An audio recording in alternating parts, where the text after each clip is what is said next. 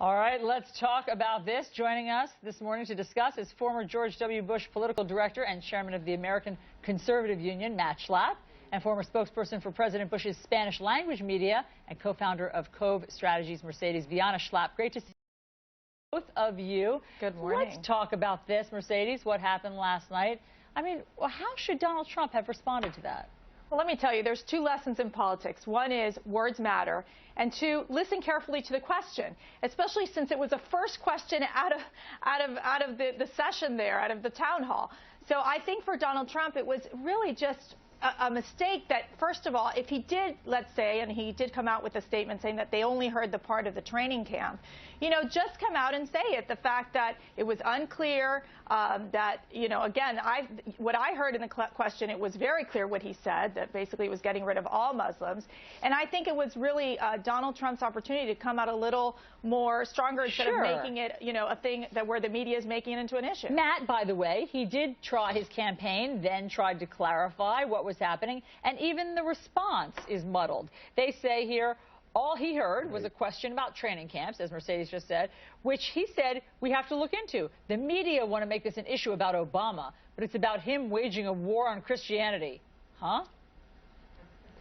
You know, it's an unplugged campaign with Donald Trump, and the first question right up out of the bat, you know, you could tell Trump, it was the first time on the campaign where you could tell he was just a little bit uncomfortable, and it was a strange time for him to get polite and docile and just listen. Usually he's very forceful with folks, and this was an opportunity where he's not running for anything other than to be the leader of the free world, and the whole world is watching. And when someone says we have a Muslim problem, it's important for a candidate to say, you know, we don't have a Muslim problem. We have a problem with radicalized terrorists, right, which is a huge problem. But, you know, there is a distinction, and it needs to be drawn. Well, look, I think we've given him the benefit of his defense, that he says he didn't hear it. Sure. The campaign put out its statement, makes the awkward spin to an attack on Christians, which I don't exactly understand, but that's their tactic. But context matters here. In 2011, Donald Trump injected himself into political dialogue, questioning whether the president was a citizen, questioning where he was from. There's a poll that we have out here now that of just Republicans, over 40% of those polled think that the president is a Muslim. Donald Trump was part of tending that fire that burned in that area of misdirection. The president's been clear about it. The citizenship is a non-issue. Is this a little bit of reaping what you have sown, Mr. Schlapp?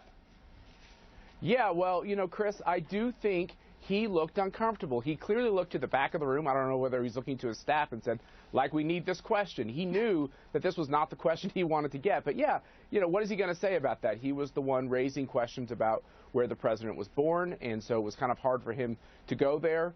You know, the one thing I will say, Chris, about your question is that he did get right back on message, and we do have a massive problem overseas with this persecution of Christians and of Jews, of people being burned alive, people being drowned, people being crucified for heaven's sake. But then you address that. Sure, you don't say that the president's a Muslim or allow someone. That's right. His campaign. I agree. Yeah, Mercedes. I agree. It's something we can all agree on. Mercedes, do you think that given his debate performance and everything that happened during the debate and now this, are we seeing a turning point in this Republican campaign?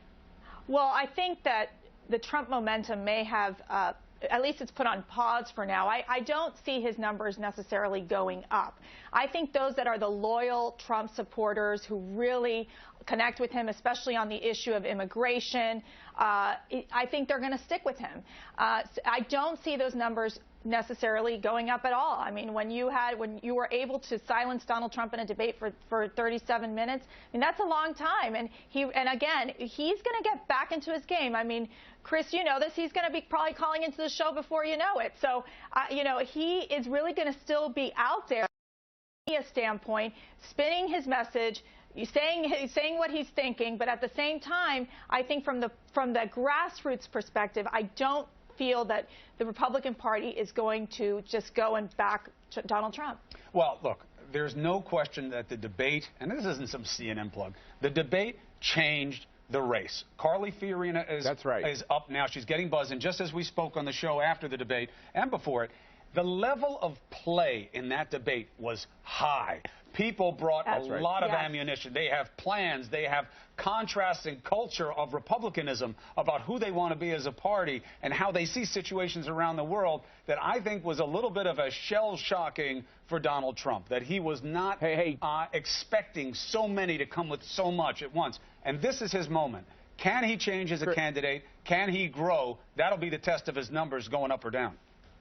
You know, Chris, Mercy, I don't know if you agree with me on this, but I mean, the audacity of Hillary Clinton to go in and say that the Republican debate was somehow kind of silly little exercise. These debates are incredibly important. I think CNN did a fantastic job, and so did your moderators, and I had a chance to tell Dana that yesterday. They did a great job. Oh, yeah. And this is democracy, and it is disgusting, I think, for the other party, the other major party, to not be having debates. Hillary Clinton is hiding behind some shroud, and by the way, she's doing herself a disservice, and she's doing the country a disservice. Matt, good news. There is a Democratic debate coming up, and we will be covering it in just a couple of weeks. October 12th? 13th. October 13th. We're heading out on the 12th is when we're heading out there early. I'm dubious. All right, you're on the record. We'll see if you stand corrected. Matt, Mercedes, thanks so much. Thanks so much.